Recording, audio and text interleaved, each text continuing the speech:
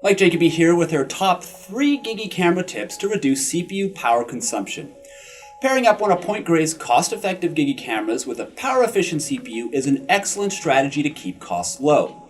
The ability to limit CPU power consumption is great for certain applications like embedded systems or fanless applications where you're working within a limited space. So let's get started with tip number 1. Install the Point Grey GigE filter driver. This specialized camera driver lowers CPU usage by filtering out non-image data packets and delivering image data packets directly to main memory, bypassing the Windows UDP stack layer and firewall. So the CPU has fewer packets to process and fewer layers of Windows to jump through. Tip number 2, enable jumbo frames.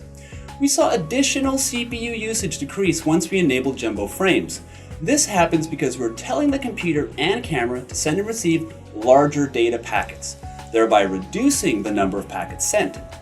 Fewer packets sent, less CPU power needed to process them. And our final tip, choose the right pixel data format. This tip is a bit of 2-in-1 because it has to do with the color processing algorithm you choose, YUV, RGB, Bayer, or Mono, and your bit depth, 8-bit, 16-bit, 24-bit. What you want to do first is consider what's your lowest bit depth you can work with. The lower the bit depth, the less data the CPU has to deal with. Then test which pixel format your CPU processes most efficiently.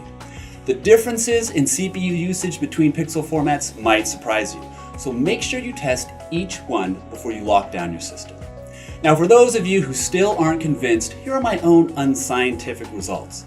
I tested a Fleet 3 GigE camera on an AMD E350 CPU. This CPU has an 18-watt thermal power design, and you can see we were able to reduce 100% CPU power consumption on RGB8 with no jumbo frames and no filter driver installed to about 52%, switching to RAW 8, enabling jumbo frames, and installing the filter driver. Of course, if you need any help with these tips, please feel free to contact us or look in our online knowledge base for support articles for more information. Thanks for watching.